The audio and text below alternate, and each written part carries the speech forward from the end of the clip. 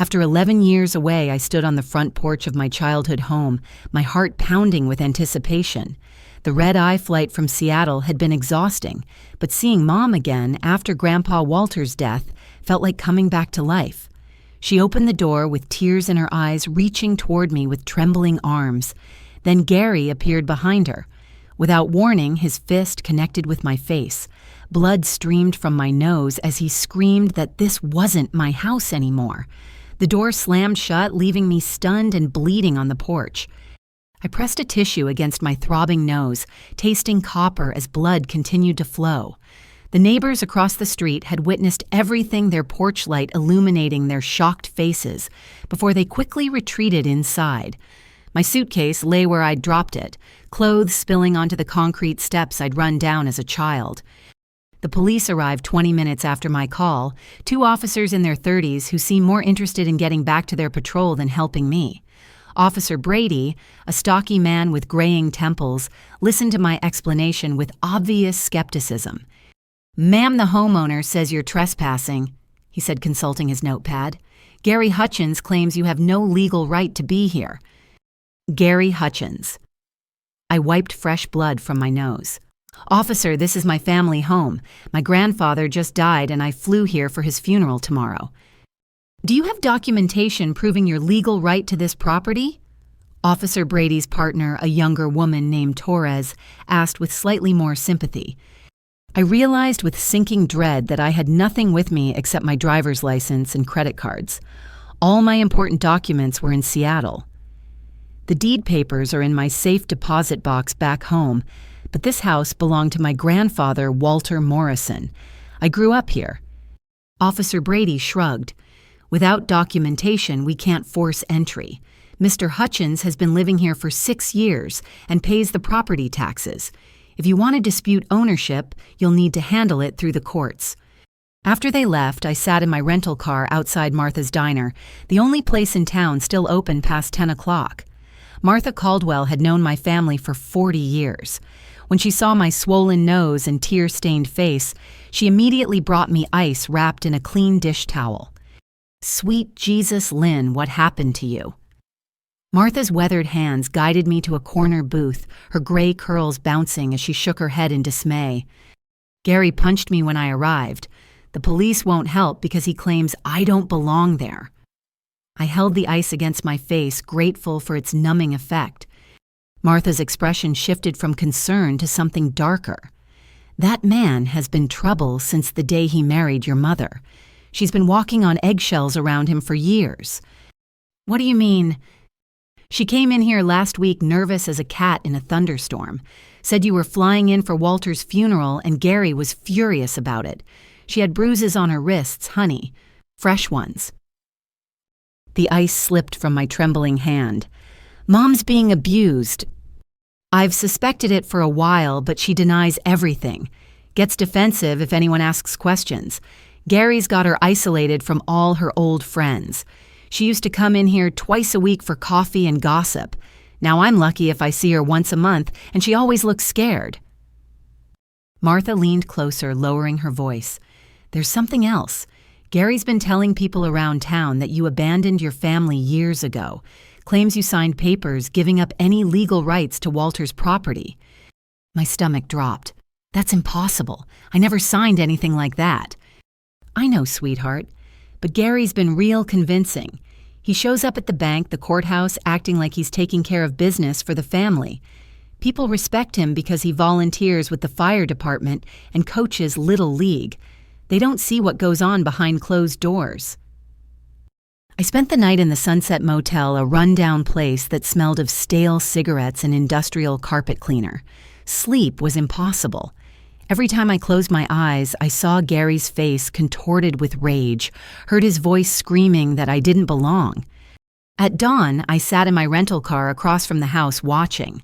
The basement window near the back porch had a broken latch that Grandpa never bothered to fix.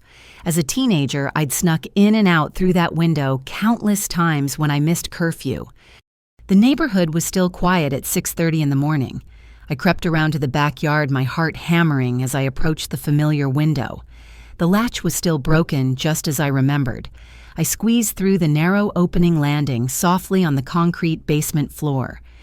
The basement looked exactly the same. Grandpa's workbench still held his collection of screwdrivers and hammers. His fishing tackle box sat in the corner covered with dust. But when I climbed the stairs to the main floor, everything had changed. My childhood bedroom, where I'd spent countless hours reading and dreaming about my future, had been converted into Gary's personal space. Hunting trophies covered every wall. A massive gun safe dominated one corner. The pink wallpaper Grandpa had helped me put up when I turned 12 was gone, replaced with camouflage patterns and mounted deer heads. The sight made me physically sick. This room had been my sanctuary, the place where I'd written in my diary and planned my escape to college. Now it reeked of gun oil and masculine aggression.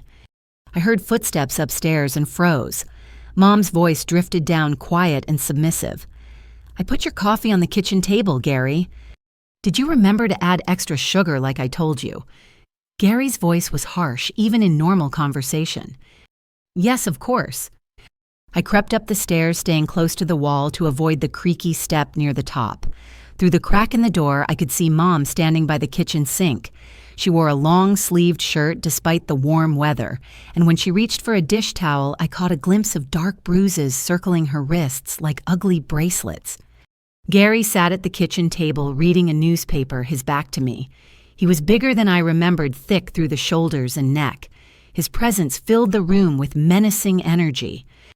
"I don't want any problems today," he said without looking up. "Walter's funeral is this afternoon and people will be watching. You better not say anything stupid about your daughter showing up last night." Mom's hands shook as she wiped down the counter. "I won't say anything, I promise." "Good, because if anyone asks, she's not welcome here anymore. She gave up her rights to this place years ago and now it belongs to me. You understand?" "Yes, Gary. And if she comes sniffing around again, you'll tell her to stay away. This is my house now, and I won't have some ungrateful brat thinking she can waltz back in and cause trouble." I pressed my hand over my mouth to keep from gasping. Gary had been systematically poisoning everyone's perception of me for years, painting me as someone who'd abandoned my family. Meanwhile, he was abusing my mother and stealing what rightfully belonged to me. As Gary stood up from the table, I retreated down the stairs and slipped back out through the basement window. But not before I heard him deliver one final threat that chilled my blood. "Remember Carol, if that girl tries to cause problems, she'll end up just like her grandfather. Old Walter got too curious about those papers I had him sign. Look how that worked out for him." I drove straight to the county courthouse when it opened at 8 o'clock, my hands still shaking from what I'd overheard. The clerk, a middle-aged woman with kind eyes named Patricia Webb, pulled up the property records for my family's address. "Here we are," she said, adjusting her reading glasses. "The property was transferred from Walter Morrison to Gary Hutchins 6 months ago via quitclaim deed. It shows the transfer was made with full knowledge and consent of all parties, including a signature from Lynn Morrison." My heart stopped. "Can I see that signature?" Patricia turned her computer screen toward me. There was my name written in handwriting that looked remarkably similar to mine, but contained subtle differences I could immediately spot. The Y in Lynn was formed differently than I'd written it since high school. The M in Morrison had an extra flourish I never used. "This signature is forged," I said, my voice barely above a whisper. Patricia's eyebrows rose. "That's a serious accusation, miss. Do you have identification proving you're Lynn Morrison?" I handed her my driver's license, then wrote my signature on a piece of paper. Even Patricia could see the differences when she compared them side by side. "Oh my," she breathed. "This is very concerning. You need to report this to the police immediately." From the courthouse, I drove to First National Bank, where my grandfather had maintained accounts for 50 years. The manager, Robert Chen, had known Grandpa personally and greeted me with genuine sympathy when I explained why I was in town. "I'm so sorry for your loss, Lynn. Walter was a good man. He spoke about you often." Robert's professional demeanor shifted when I told him about the forged documents. "That's very disturbing. Let me check his account activity." After several minutes of typing, Robert's face grew pale. There have been significant withdrawals over the past year, large amounts all authorized by someone claiming to have power of attorney for your grandfather's affairs. Who authorized them? Gary Hutchins. He provided documentation that appeared legitimate at the time. Robert printed out the account statements and handed them to me. Lynn, I need to tell you something confidential. Your grandfather came in here 3 months before he died, asking questions about those withdrawals. He seemed confused and worried. He specifically asked if you had been in contact with the bank because Gary had told him you'd requested the money for some kind of emergency. My chest tightened. I never requested anything. I hadn't spoken to Grandpa in over a year because Gary always answered the phone and said he wasn't available. Walter was getting suspicious toward the end. He asked me to set up a meeting with his lawyer, David Thompson.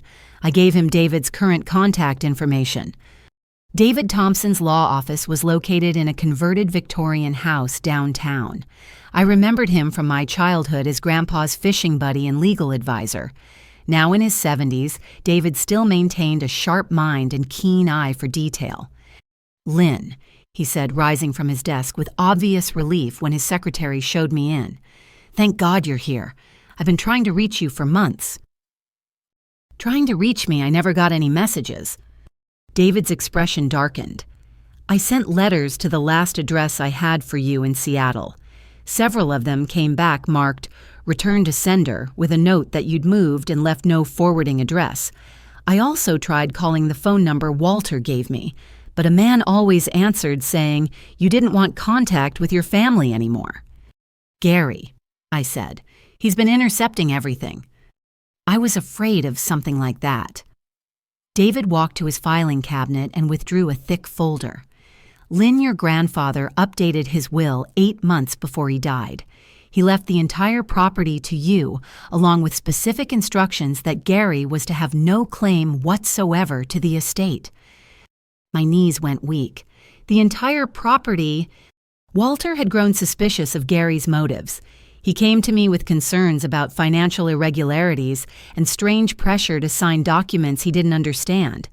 We changed everything to ensure you would inherit what was rightfully yours. David spread papers across his desk. But here's the problem. After Walter died, Gary filed a different will with the probate court, one that names him as the primary beneficiary and claims Walter changed his mind at the last minute. Is that even possible? Not legally, no. The will Gary filed is dated after the legitimate will we prepared together.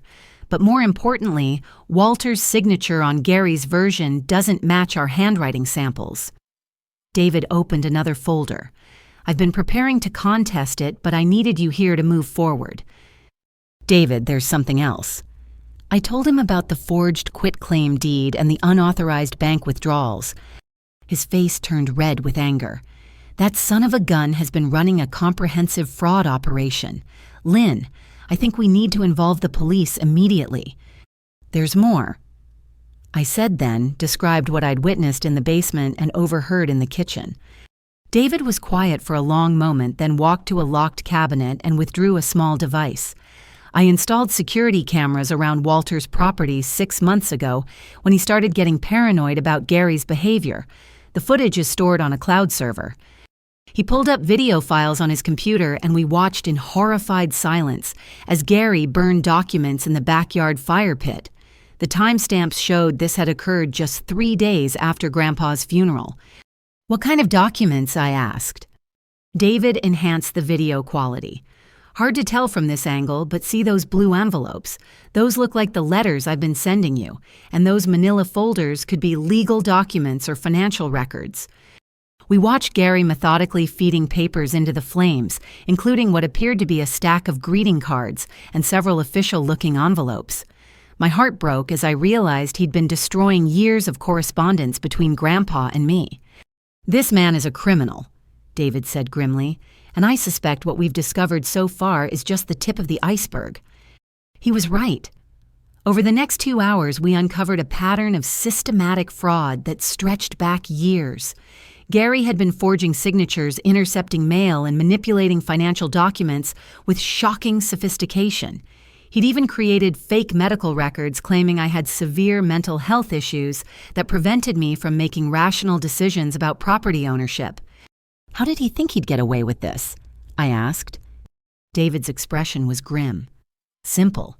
He never expected you to come back. The call came at 2 o'clock in the morning. I jerked awake in my motel room, fumbling for my phone in the darkness. The number was local but unfamiliar. Is this Lynn Morrison? The voice belonged to a woman professional but concerned. Yes, this is Lynn. This is Dr. Sandra Hayes from County General Hospital. Your mother, Carol Morrison, was brought in about an hour ago. She listed you as her emergency contact. My blood went cold. What happened? She has a severe concussion and several broken ribs. The official report says she fell down the stairs, but I need to speak with you in person. Can you come to the hospital? I threw on clothes and drove through empty streets, my heart pounding with every mile. The hospital sat on the outskirts of town, a modest building that served 3 rural counties. Dr. Hayes met me in the emergency department, a woman in her 40s with short brown hair and intelligent eyes that held unmistakable concern. How is she? I asked immediately. Stable, but her injuries are serious. The head trauma required 12 stitches, and she has 3 cracked ribs on her left side. Dr. Hayes led me down a sterile hallway. Lynn, I need to ask you some difficult questions about your mother's home situation. We entered a small consultation room and Dr. Hayes closed the door behind us. This is the 4th time Carol has been treated here for significant injuries in the past 2 years.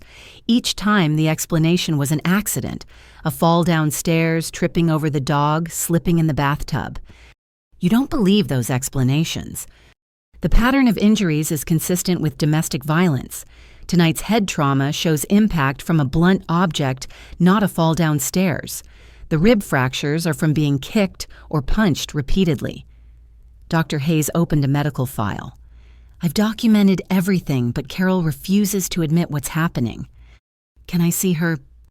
She's sedated right now, but she did say something interesting when the paramedics brought her in. She kept repeating that she had to warn Lynn about the papers. My stomach clenched. What papers? I was hoping you could tell me. I explained the situation with Gary, the forged documents, and the systematic fraud we'd uncovered. Dr. Hayes listened with growing alarm. This explains a lot, she said. Carol has been prescribed several medications for anxiety and depression over the past year, but when I checked with her primary care physician, Dr. Martin Powell, he had no record of prescribing those specific drugs. Someone else is prescribing medication for her. Or worse, Gary could be giving her pills without medical supervision. Some of the symptoms she's exhibited suggest she's being over-medicated with sedatives and mood-altering drugs. The thought made me sick. You think he's drugging her? It's possible. Abusers sometimes use medication to keep their victims compliant and confused. It would explain why Carol seems so detached from reality when she comes in here. I stayed at the hospital until dawn, sitting beside Mom's bed as she slept fitfully. Her face was swollen and bruised, making her look 20 years older than her actual age. When she finally woke up, her first word was my name. Lynn. She tried to sit up but winced from the pain in her ribs. I'm here, Mom. You're safe. Tears filled her eyes. I tried to stop him from burning your letters. That's why he got so angry. What letters? The birthday cards Walter sent you every year. The Christmas money. Gary always intercepted them before you could see them. Walter never understood why you never responded. My heart broke. For 11 years, I'd thought my grandfather had forgotten about me. I'd sent him letters and cards that Gary must have destroyed before Grandpa ever saw them. Mom, we need to get you away from Gary. He's been hurting you and it's only going to get worse. She shook her head weakly. I can't leave. He controls everything. The bank accounts, the car, even my medication. He says if I try to leave, he'll have me committed to a mental institution. He can't do that. He has papers, Lynn. Documents that say I'm not competent to make my own decisions. He shows them to people when I try to ask for help. I spent the rest of the morning interviewing neighbors and longtime family friends. The picture that emerged was devastating. Gary had systematically isolated my mother from everyone who cared about her, convincing the community that she was suffering from early-stage dementia and that he was a devoted caregiver managing her decline. Mrs. Betty Franklin, who lived next door, had tried to maintain contact with Mom, but found it increasingly difficult. "Gary always answers the door now," Betty explained as we sat on her front porch. "He says Carol is having a bad day and can't have visitors. When I do see her in the yard, she looks scared and confused. Last month, I found her wandering the street in her nightgown at 3 in the morning. What did you do?" I brought her inside and called Gary. He came over acting all concerned, saying she'd been sleepwalking more frequently. But Lynn, your mother, was perfectly lucid when I found her. She told me she was trying to get to the police station to report that someone had stolen money from her purse. Tom Rodriguez, who ran the local hardware store, had similar concerns.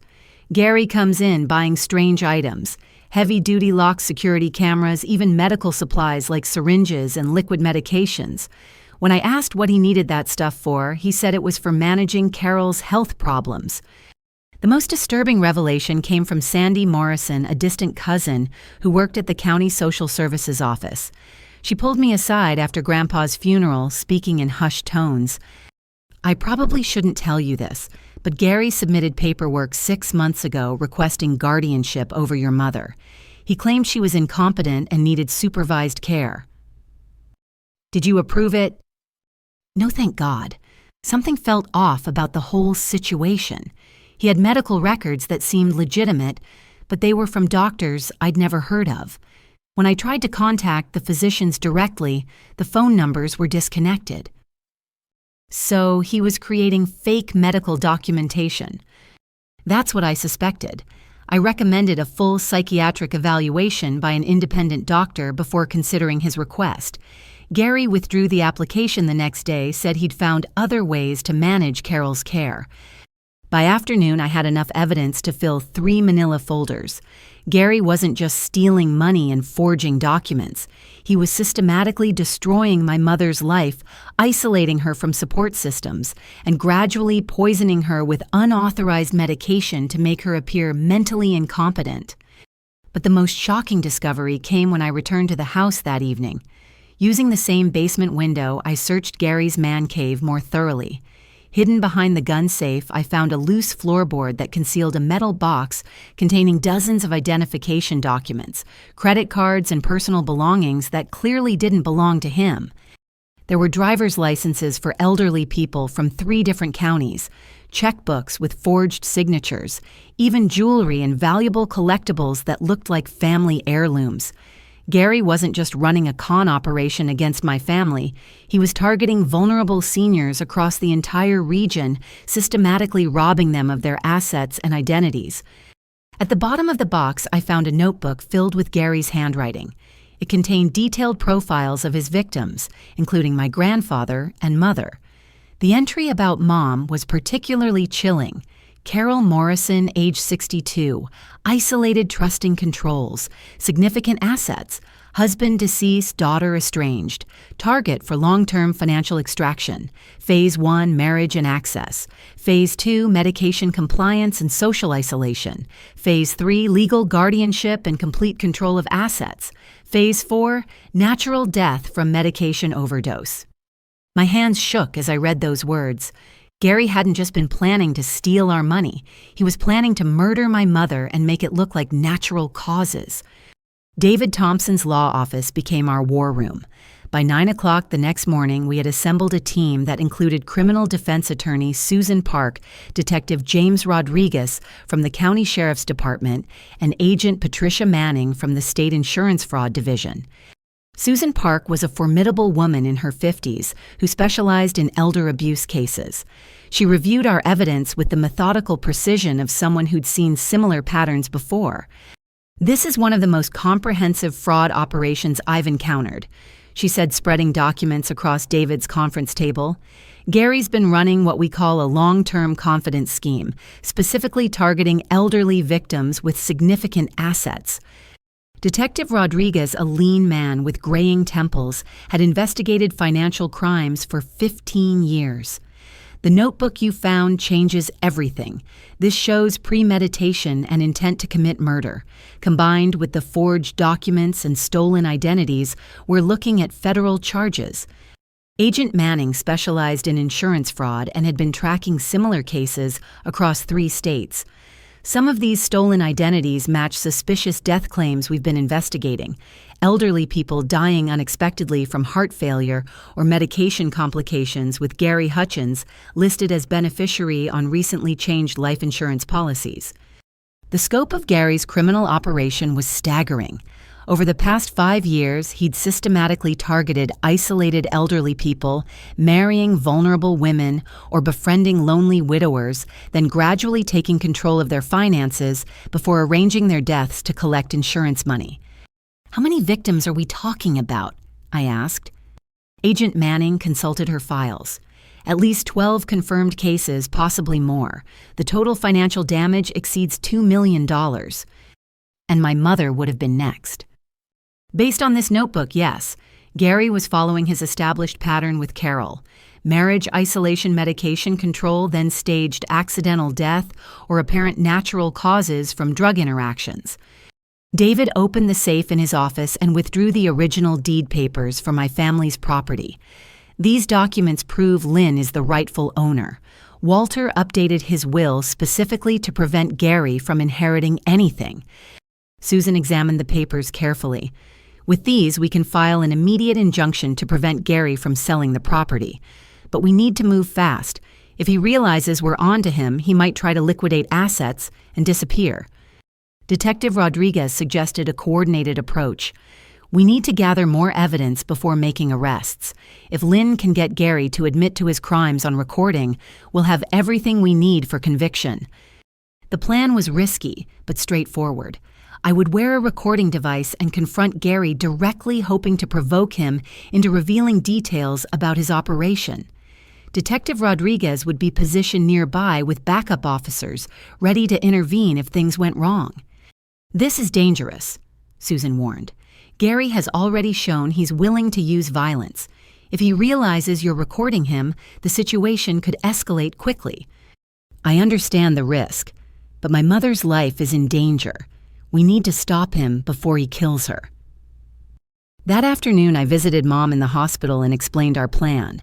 She was stronger after 2 days of proper medical care, and the fog from Gary's unauthorized medication was beginning to clear. "I want to help," she said.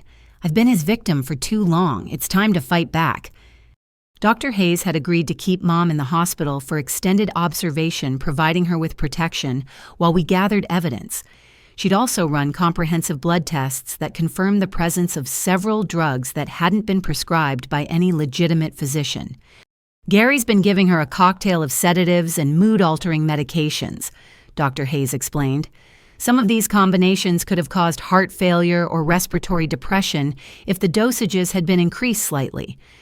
He was planning to murder her slowly, making it look like natural causes." "Exactly. And if we hadn't intervened when we did, Carol might not have survived another month."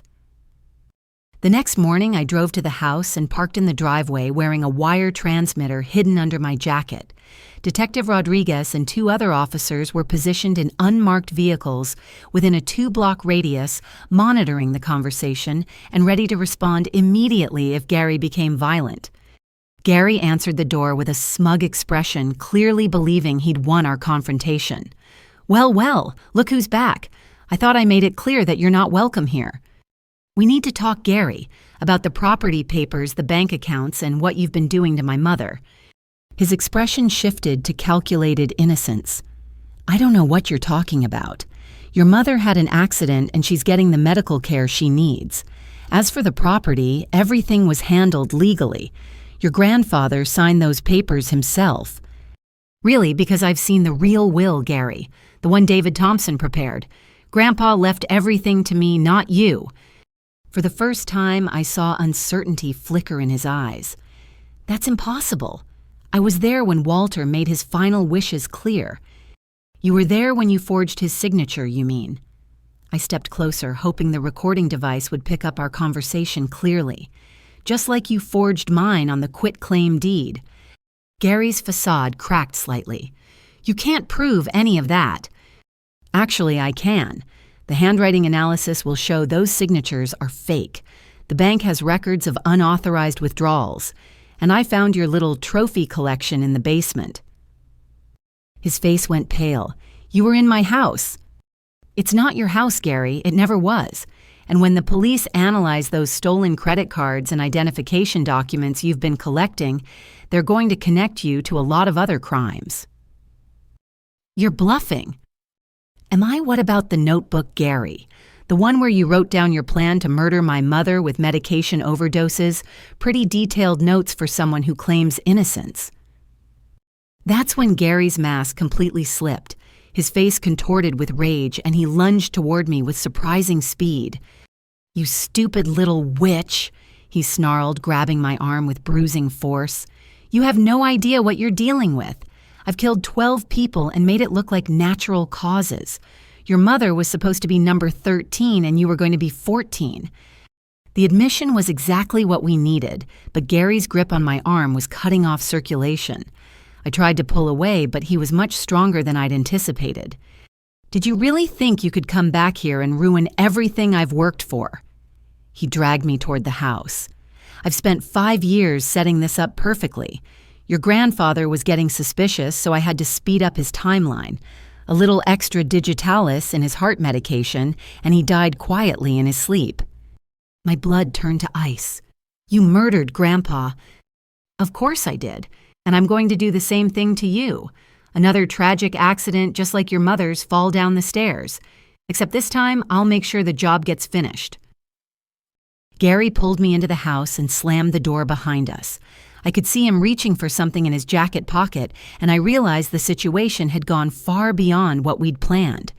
Detective Rodriguez and his team couldn't see what was happening inside the house, and Gary was clearly prepared to kill me to protect his operation. That's when I heard the sound of sirens in the distance growing closer with each second. Gary heard them too, and his expression shifted from rage to desperate panic. "This isn't over," he growled, releasing my arm and rushing toward the back of the house. The front door burst open as Detective Rodriguez and 3 other officers entered with guns drawn. "Police, nobody move!" But Gary was already fleeing through the back door, heading for the woods behind the property. I rubbed my bruised arm and pointed in the direction he'd gone. He's running toward Miller's Creek. And Detective, he just confessed to murdering my grandfather and 12 other people. The recording device had captured everything. Gary's escape lasted exactly 37 minutes. He might have made it further if he hadn't stopped to retrieve the cash and fake identities he'd hidden in an abandoned hunting cabin 2 miles from the house. Detective Rodriguez had anticipated this move and positioned officers along every possible escape route. When they brought him back in handcuffs, Gary's arrogant facade had completely crumbled. He looked like what he really was, a desperate criminal facing life in prison for multiple murders. The initial arrest was just the beginning. Over the next 72 hours, law enforcement agencies from 3 states descended on our small town as the full scope of Gary's operation became clear. Agent Manning brought in a team of federal investigators who specialized in serial financial crimes.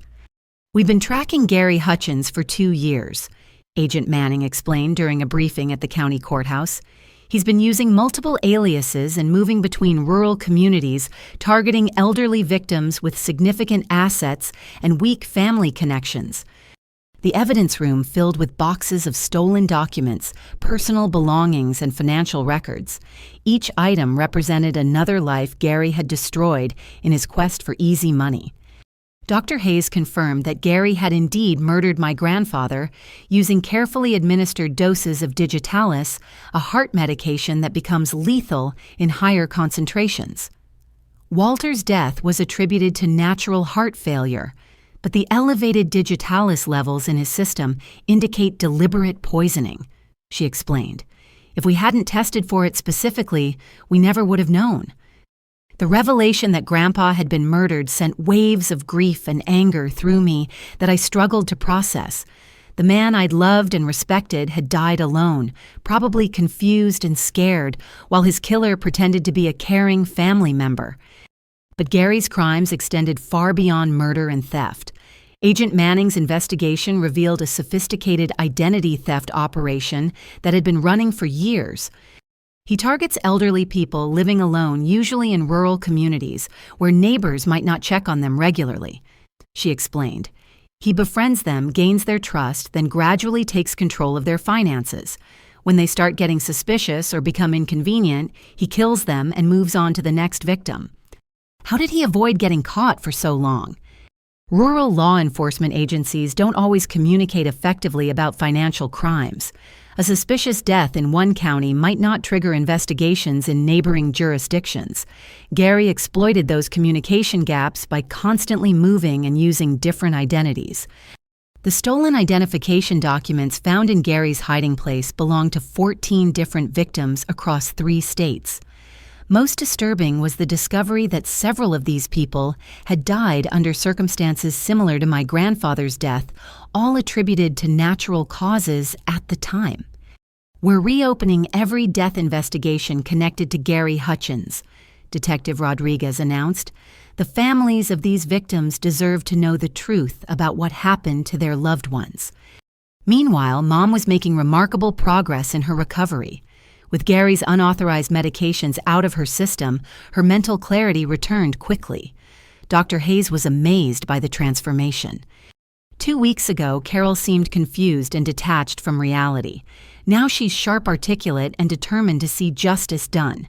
The medication Gary was giving her was deliberately designed to make her appear mentally incompetent. Will she be okay long-term? Physically, yes. The drugs haven't caused permanent damage. Emotionally, she'll need time to process the trauma of being systematically abused and poisoned for years. But Carol is stronger than Gary gave her credit for. The legal proceedings moved forward with unprecedented speed. Susan Park filed injunctions that immediately froze all of Gary's assets and restored my legal ownership of the family property. The forged documents were easily proven fraudulent through handwriting analysis and forensic examination. Gary made several critical mistakes, Susan explained. He got overconfident and sloppy with his documentation. The signatures don't match, the dates are inconsistent, and some of the witnesses listed for these legal documents were already dead when the papers were supposedly signed. David Thompson worked tirelessly to untangle the financial damage Gary had caused. We've recovered about 60% of the stolen funds so far. Some of the money was spent, but Gary kept significant amounts in offshore accounts, probably planning to disappear eventually. What happens to the other victims' families? The recovered assets will be distributed proportionally among all the victims. It won't bring back their loved ones, but it will provide some financial compensation for what they've endured. The trial preparation revealed the full extent of Gary's psychological manipulation. Dr. Sarah Chen, a forensic psychiatrist brought in to evaluate the case, explained his methods. Gary is a classic psychopath who views other people as objects to be exploited. He has no empathy or genuine emotional connections. His entire personality is a carefully constructed facade designed to gain trust and access to his victims' resources. How did he fool so many people for so long? Psychopaths are often extremely charming and manipulative. They study normal social behaviors and mimic them perfectly. Gary spent years perfecting his role as the caring, devoted family member while systematically destroying the lives of everyone around him. The community's reaction was a mixture of shock, anger, and guilt. Many people felt they should have recognized the signs of abuse and intervened sooner.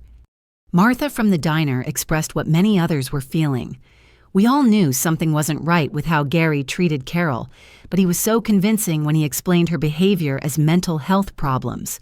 We trusted him because he seemed like such an upstanding citizen. Don't blame yourself, I told her. Gary was a professional manipulator. He spent years building a false reputation specifically to deflect suspicion from his crimes. But even as justice moved forward through legal channels, Gary made one final desperate attempt to avoid consequences. 3 days before his trial was set to begin, he tried to burn down the family house with me inside it. I was staying in the house temporarily helping Mom sort through Grandpa's belongings and repair the damage Gary had caused. Around midnight, I smelled smoke and discovered flames spreading across the back porch where Gary had previously burned stolen documents. The fire department arrived within minutes, but the blaze had already reached the roof. If neighbors hadn't called in the emergency so quickly, the entire structure would have been lost. This wasn't accidental. Fire Chief Robert Hayes told Detective Rodriguez as they examined the scene the next morning. Someone used accelerant to ensure the fire would spread rapidly. We found evidence of gasoline poured around the foundation. Security cameras David had installed captured Gary approaching the house at 11:45 that night, carrying a gas can and matches. He'd violated his bail conditions and court restraining order to make this final attack. He wanted to destroy any remaining evidence and eliminate Lynn as a witness, Agent Manning concluded. This demonstrates the level of desperation and violence Gary is capable of when cornered. The attempted arson sealed Gary's fate. His bail was revoked, and additional charges were filed for attempted murder and destruction of property. Any possibility of a plea bargain disappeared when prosecutors realized they were dealing with someone willing to commit murder to avoid consequences. Gary Hutchins is one of the most dangerous criminals I've encountered in 20 years of law enforcement, Detective Rodriguez told the media. His willingness to kill multiple people for financial gain combined with his sophisticated manipulation techniques makes him a significant threat to public safety. As I stood looking at the smoke damage to my childhood home, I felt a complex mixture of emotions. Relief that Gary was finally in custody where he couldn't hurt anyone else. Grief for my grandfather and the other victims whose lives had been cut short, and determination to ensure that this never happened to another family. "We're going to rebuild," I told Mom as we surveyed the damage together. "Not just the house, but our lives. Gary tried to destroy everything, but he didn't succeed." The trial that followed would bring complete vindication and justice, but also the beginning of healing and hope for the future. The trial began 6 weeks later in the county courthouse, drawing media attention from across the region. Gary faced 37 separate charges, including multiple counts of first-degree murder, elder abuse insurance fraud, identity theft, and attempted murder. District Attorney Michael Torres had assembled an airtight case built on forensic evidence, recorded confessions, and testimony from surviving victims. This is one of the most comprehensive prosecutions of serial financial crimes our state has ever undertaken, Torres announced during opening statements. Gary Hutchins systematically targeted vulnerable elderly citizens, gaining their trust before robbing them of their life savings and, in many cases, their lives. Susan Park had prepared me thoroughly for my testimony, but standing in that courtroom and facing Gary across the room still felt surreal. He sat beside his court-appointed attorney, showing no emotion as witness after witness described the devastation he'd caused to their families. "Tell the court about the recording you made of the defendant's confession," the prosecutor directed during my testimony. I described the wire recording operation and played Gary's admission that he'd killed 12 people and planned to murder my mother and me.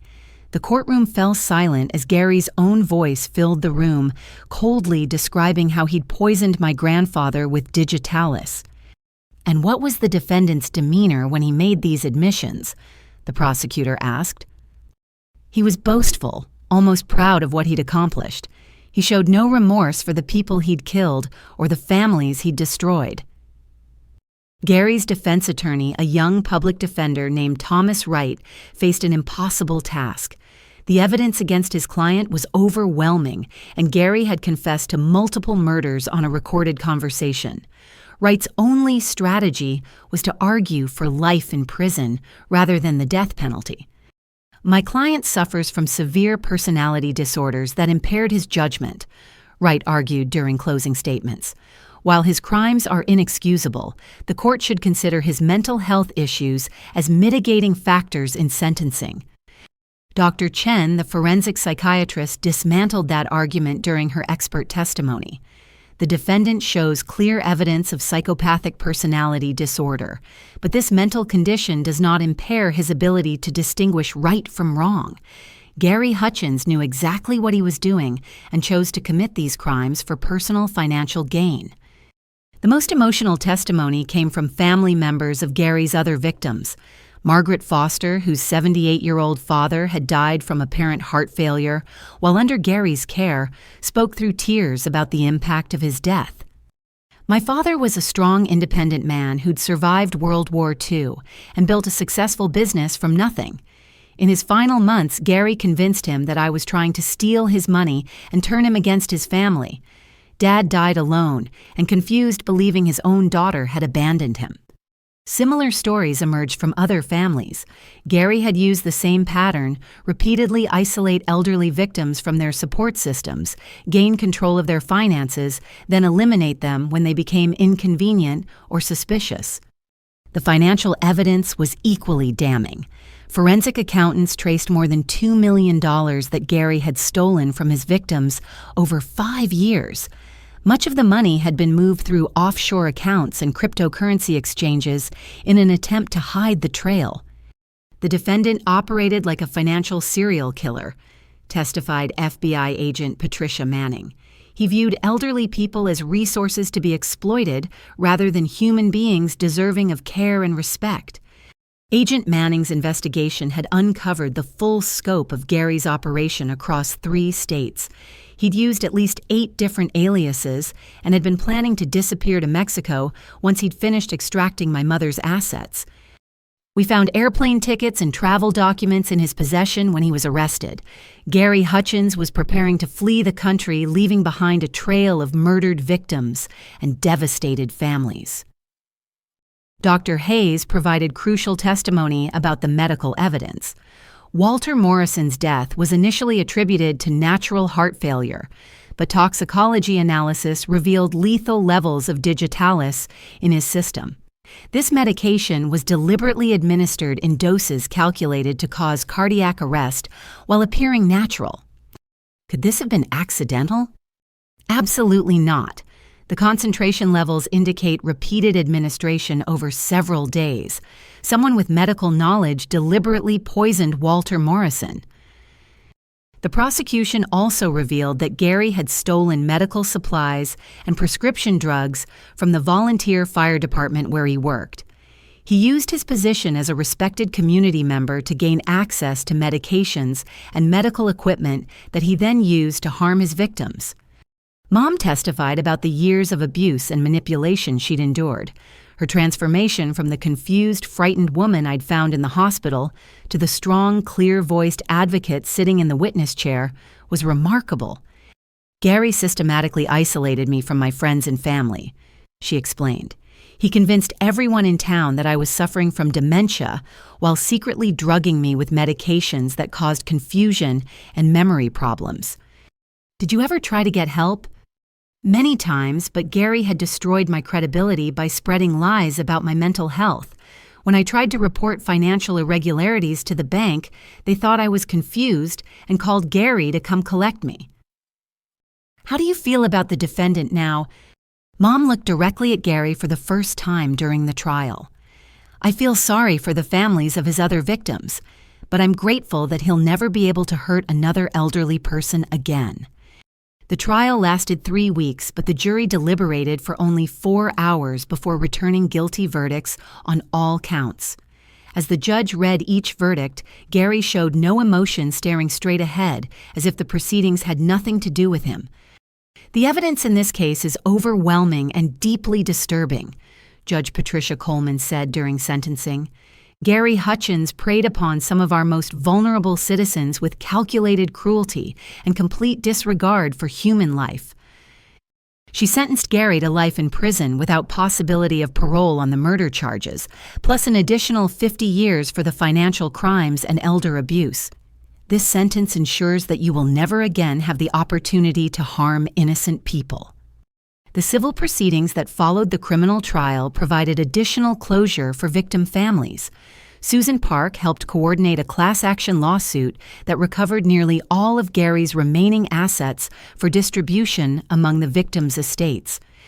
While money can't bring back their loved ones, this settlement provides some measure of justice and financial security for the families Gary devastated, she explained. The recovered funds allowed us to fully restore the family house and establish a foundation in Grandpa's memory to provide legal aid for other elder abuse cases. David Thompson agreed to serve as the foundation's legal director, using his decades of experience to help families fight similar crimes. "Walter would be proud of what you're accomplishing," David told me as we signed the foundation paperwork. "You've taken the worst thing that could happen to a family and transformed it into something that will protect other families." The house renovation took 6 months, during which Mom and I grew closer than we'd ever been. Working together to repair the damage Gary had caused became a metaphor for healing our relationship and rebuilding trust that his manipulation had damaged. "I'm sorry I let him come between us," Mom said one evening as we painted what had been Gary's man cave, converting it back into my childhood bedroom. "I should have fought harder to maintain contact with you." "You were being systematically abused and poisoned, Mom. Gary was a professional manipulator who fooled an entire community. You have nothing to apologize for." "Still, I lost 11 years with my daughter. Gary stole that time from both of us. But we have the rest of our lives to make up for it." The community's response was overwhelmingly supportive. Martha organized a volunteer crew to help with the house repairs. Tom from the hardware store donated supplies. Even neighbors who'd initially believed Gary's lies about my mental state came forward to apologize and offer assistance. "We should have looked closer, asked more questions," Betty Franklin said as she helped plant flowers in Mom's garden. "Gary fooled us all, but that doesn't excuse our failure to protect Carol." The foundation's first case came just 2 months after we opened our doors. A family in the neighboring county contacted us about suspicious financial activity involving their elderly father and his new girlfriend. Using the investigative techniques we'd developed during Gary's prosecution, we were able to uncover a similar fraud scheme and help law enforcement arrest the perpetrators before any physical harm occurred. "This is exactly why we're doing this work," I told Susan Park as we reviewed the case files. "Gary's crimes taught us how these predators operate. Now we can use that knowledge to protect other families." Dr. Hayes invited Mom to speak at conferences about elder abuse recognition and prevention. "Your story shows how sophisticated these criminals can be, but also demonstrates that recovery and justice are possible with the right support systems." The speaking engagements gave Mom a sense of purpose and helped her process the trauma she'd experienced. "If sharing my story can help one other person recognize the warning signs of abuse, then everything Gary put me through will have had some meaning." As the first anniversary of Gary's arrest approached, our lives had stabilized into a new normal. The house was fully restored and filled with the warmth and laughter it had known when Grandpa was alive. The foundation was helping families across 3 states fight financial exploitation. And most importantly, Mom had regained her independence and strength. "Gary tried to destroy our family, but he actually made us stronger," Mom observed as we worked together in Grandpa's memorial garden planting roses that would bloom every spring in his memory. She was right. The ordeal had revealed our family's resilience and the power of fighting back against injustice. Gary had counted on us being weak and isolated, but instead, we'd found strength in each other and in the community that rallied around us. Spring arrived early that year, and with it came the first blooms in Grandpa's memorial garden. Mom and I had spent months planning the space, carefully selecting plants that would provide color and fragrance throughout the growing season. As I knelt beside the newly planted rose bushes, I felt his presence in the warm soil beneath my hands.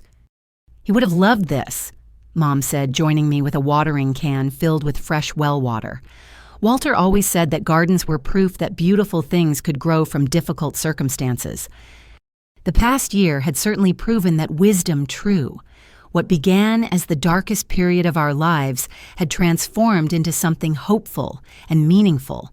The foundation we'd established in Grandpa's name was now helping 12 families across 4 states fight elder abuse and financial exploitation. Our first major success story involved the Patterson family, whose 84-year-old patriarch had been targeted by a con artist posing as a romantic interest. Using investigative techniques we'd learned during Gary's prosecution, we helped expose the fraud before any money was stolen and connected law enforcement agencies that had been tracking similar crimes in neighboring jurisdictions. Your foundation saved my father's life savings, and probably his life, Patricia Patterson wrote in a thank you letter. The predator targeting him had killed 2 other elderly men in similar schemes. Without your intervention, Dad would have been victim number 3. Susan Park had joined our foundation as chief counsel, bringing her expertise in elder law and financial crimes. Together, we developed educational programs for senior centers, banks, and healthcare facilities to help people recognize and report suspicious behavior. The most important thing we've learned is that these criminals rely on isolation and shame to control their victims, Susan explained during one of our training seminars. When communities work together to protect elderly residents, these predators lose their power. David Thompson, now in his 70s, had found new energy and purpose in leading our legal aid program. 40 years of practicing small-town law prepared me for cases like this, he said. Elder abuse represents a betrayal of everything I believe about caring for our community's most vulnerable members. Detective Rodriguez had been promoted to head the county's new financial crimes unit, largely based on his work investigating Gary's operation. He often spoke at our educational events, teaching families how to recognize warning signs of financial exploitation. The Gary Hutchins case changed how we approach these investigations, he explained. We now have protocols for sharing information between jurisdictions and following patterns that might indicate serial crimes. Dr. Hayes had become a close family friend and served on our foundation's medical advisory board. Her expertise in recognizing signs of medication abuse had helped us identify several cases where elderly people were being over-medicated by caregivers, seeking to control their behavior. Carol's recovery demonstrates that even severe medication abuse can be reversed if caught in time, she often told medical conferences. Healthcare providers need to be vigilant about unexplained changes in elderly patients' mental status or behavior. The house itself had become more than just our family home. We'd converted the guest rooms into temporary housing for elderly abuse victims who needed safe shelter while legal proceedings moved forward. Mom took particular joy in creating welcoming spaces for these guests. After years of being isolated and controlled, these people need to remember what it feels like to be valued and protected, she said as we prepared dinner for Mrs. Edith Cunningham, a 79-year-old woman whose nephew had been stealing her Social Security checks. Sometimes a home-cooked meal and genuine conversation are the first steps toward healing. The community's response had been overwhelmingly positive. Local businesses donated goods and services to support our work. The bank where Gary had conducted his fraudulent transactions implemented new protocols for monitoring suspicious account activity. Even the police department created a specialized unit for investigating financial crimes against seniors. Martha's Diner became an unofficial headquarters for our volunteer network. She'd installed a bulletin board where people could post information about elderly neighbors who might need assistance or report concerns about potential abuse situations. We all learned a hard lesson from what happened to Carol, Martha said as she served coffee to a group of volunteers planning our next educational event. This community failed to protect one of our own, but we're determined never to let that happen again. The most meaningful recognition came from an unexpected source. The State Attorney General's office honored our foundation with an award for innovation in elder abuse prevention. As I stood at the podium accepting the recognition, I thought about Grandpa and everything he'd taught me about fighting for what's right. My grandfather, Walter Morrison, believed that ordinary people have the power to create extraordinary change when they refuse to accept injustice, I told the audience. This award belongs to everyone who stood up for elderly victims when it would have been easier to look the other way. Gary, meanwhile, had been transferred to a maximum security prison 300 miles away. He'd lost several appeals and would spend the rest of his life behind bars. Occasionally, we received updates about other investigations connected to his crimes as law enforcement agencies continued uncovering the full scope of his operation. Last count, Gary was connected to 19 suspicious deaths across 5 states, Agent Manning informed us during a recent visit. Your courage in standing up to him probably saved dozens of other potential victims. Mom had found particular healing in mentoring other abuse survivors. Her transformation from victim to advocate inspired everyone who met her. She spoke regularly at conferences and support groups, sharing her story with strength and dignity. For years, I felt powerless and ashamed, she told a group of social workers during one presentation. Gary convinced me that I was worthless and that nobody cared about my welfare. Recovery means remembering that I have value and that my experiences can help protect other people. The financial recovery had exceeded our expectations. Through asset forfeiture and civil litigation, we'd recovered nearly 90% of the money Gary had stolen from his victims. The funds were distributed among the affected families and used to establish victim compensation programs in 3 states. Justice isn't just about punishment, Susan explained as we reviewed the final financial settlements. It's also about making victims whole and preventing future crimes through education and systemic changes. As Christmas approached, Mom and I planned a celebration that would have made Grandpa proud. We invited everyone who'd supported us through the ordeal, David and Susan Detective Rodriguez, and Dr. Hayes, Martha, and Tom the neighbors, who'd stood by us and the families we'd helped through our foundation. The gathering filled every room of the restored house with laughter and conversation. Children played games that Grandpa had taught me decades earlier. Adults shared stories about loved ones they'd lost and victories they'd achieved. The meal featured recipes that had been passed down through 3 generations of our family. This is what Gary tried to destroy, Mom said as we looked around the crowded living room. But he didn't understand that family isn't just about blood relations. It's about people who choose to care for each other and stand together against whatever threatens that bond. After dinner, David stood to offer a toast. Walter Morrison would be amazed by what his granddaughter and daughter have accomplished. They've taken the worst kind of betrayal and transformed it into a force for protecting other families. That's the kind of legacy that honors a good man's memory. As the evening wound down and guests began to leave, I found myself standing in Grandpa's memorial garden under a clear December sky. The rose bushes were dormant now, but come spring they would burst into bloom again, creating beauty from the rich soil where his ashes had been scattered. Mom joined me carrying 2 cups of hot chocolate made with the recipe Grandpa had perfected during my childhood winters. "Do you ever wonder what would have happened if you hadn't come back?" she asked. "I try not to think about that, but I know Gary would have succeeded in killing you and probably several other people." "That's not what I meant." She took a sip of hot chocolate and smiled. "I mean, what would have happened to us? Would we have found our way back to each other eventually?" It was a question I'd pondered many times over the past year. Gary's crimes had forced us to confront years of miscommunication and missed connections, but they'd also revealed the strength of bonds that had never really been broken. "I think we would have," I said finally. "Grandpa raised us both to value family and fight for what's right.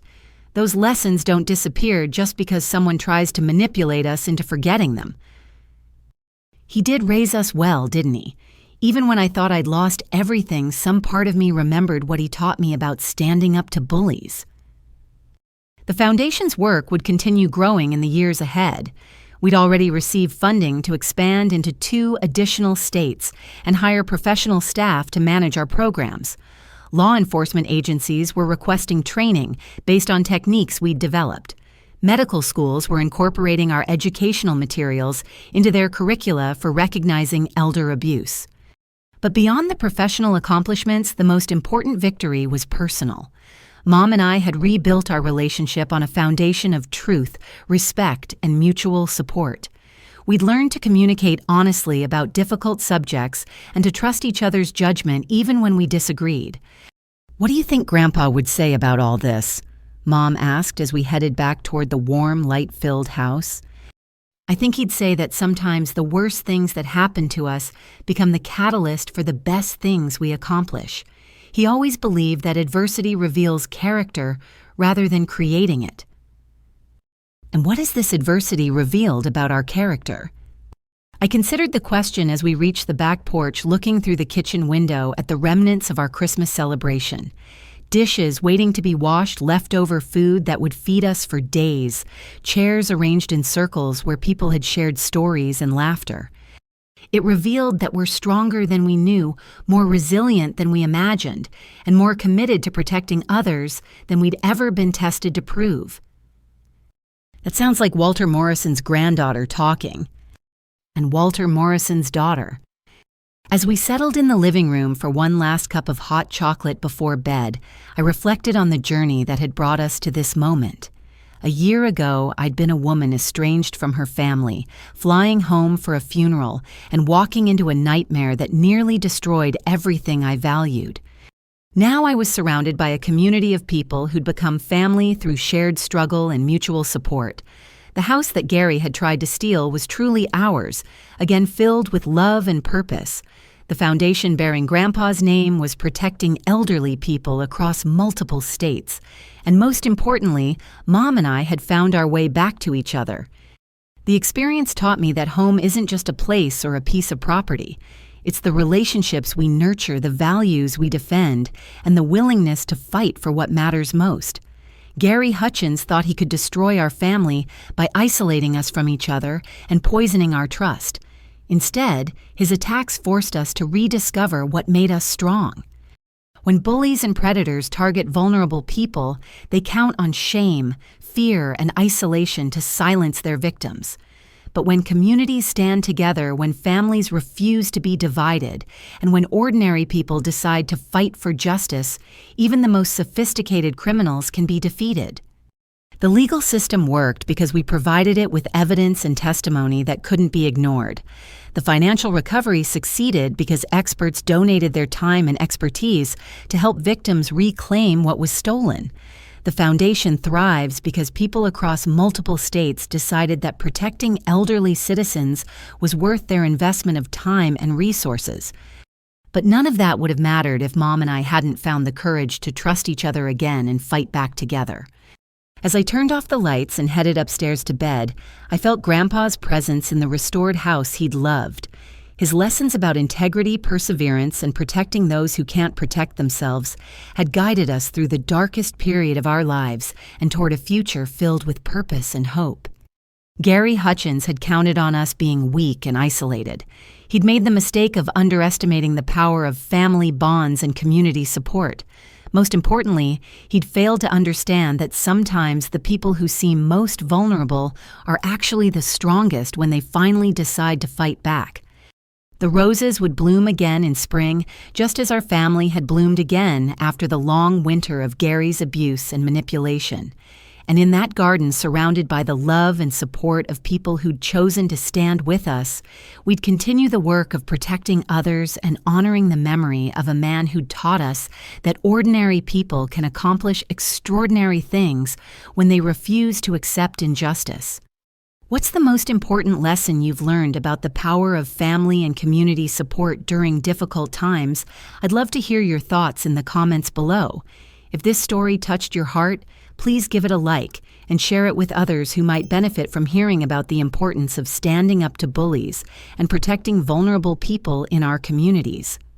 Don't forget to subscribe for more stories about resilience, justice, and the strength we find when we refuse to give up on the people we love. Thank you for joining me on this journey, and remember that no matter how dark things may seem, there's always hope when we stand together and fight for what's right.